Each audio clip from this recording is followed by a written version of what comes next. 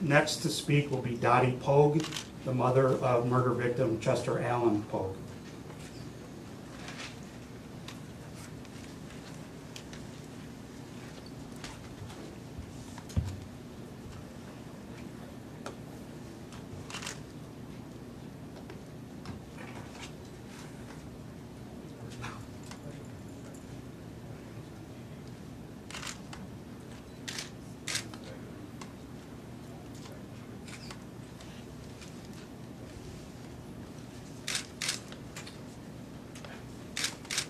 My son, Chester Poage, born July 4th, 1980.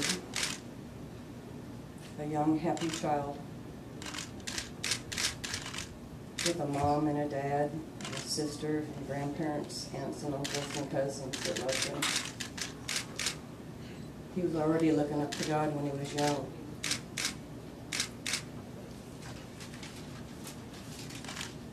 God maybe even knew then that someday Chester would be taken at a young early age.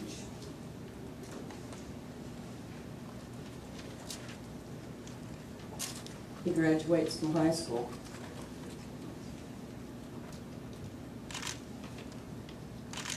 Earns his diploma because he worked for it. Made many friends. And he knew where he was headed at for a direction in life.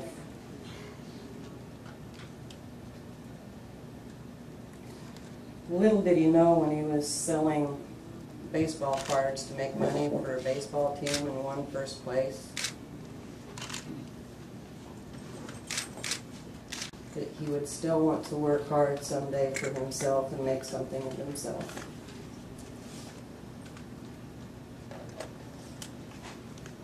Not too long before he died, he asked me, he says, "Mom, where do you see me at in 4 years?" I said, "Son," I said, "this world takes a lot of people to make it tick." I said, "A garbage man, a cook, a waitress, truck drivers, police officers, firemen, but whatever you choose to do, you put your heart into it and you do it and do it right and do good. I'll be proud of you no matter what you choose to do in your life." My son was going to a technical school for telecommunications. He had approximately 6 months and he would have graduated and started his career. He took a break to come home and visit his mom and his sister from Kansas up to Spearfish, South Dakota. Through all those years when I was raising my children, I taught them morals in life. I took them to church every Sunday. Taught them to have faith and love and trust. And I also talked to them about making friends. I told them a friend, a real true friend, you have to earn through time and to have trust. My son evidently didn't listen to me on that one. He supposedly came across 3 guys that he wanted to make a friendship with.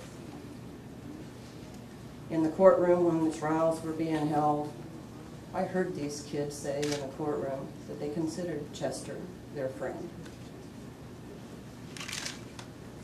Who would ever do something like this to a friend?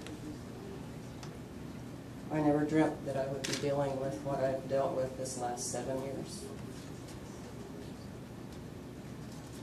So with life, with my son not obeying, and not listening to what it takes to make a friend, a true, honest friend, he stepped out of those boundaries and considered someone a friend that took his life. And he paid the ultimate price. Tonight, Elijah Page committed a crime 7 years ago. For that crime, I asked John Fitzgerald, the state's attorney, if South Dakota had the death penalty. When he said yes, my heart rose. because I knew that man would fight and get justice done, and he did the job well. I compliment John Fitzgerald on a job well done. Judge Johnson, who sentenced and chose the death penalty, a job well done. Back to a child that made friends that took his life. Elijah Page had the ultimate penalty for his ultimate crime. And for that I'm proud of the state, the Attorney General, the Governor, everyone at the state penitentiary for doing a job well done.